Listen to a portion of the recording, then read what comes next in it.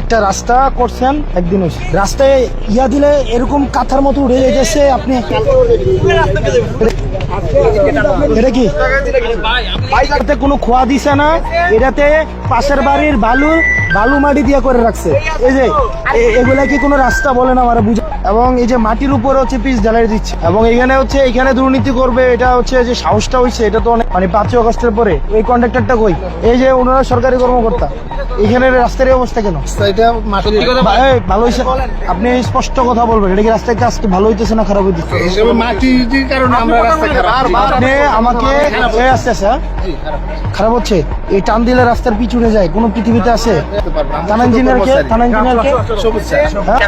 মানে ক্যান্সেল করে দিয়ে, যে আপনি ক্যান্সেল করে দিবেন, এরপরে রাস্তাটা আবার কবে হবে? এর দায়ভার আপনার পকেট, এর দায়ভার আপনার পকেট থেকে দিবেন আপনি? মানে আপনারা আছেন একটা যে কিছু হইলে ক্যান্সেল করে দিবেন, ক্যান্সেল। এখন এই যে রাস্তাটা নষ্ট হয়েছে, জিনিসপাতিগুলা, এগুলার দায়ভার কার পকেট থেকে যাবে? সরকারের পকেট থেকে না আপনার পকেট থেকে? বলেন।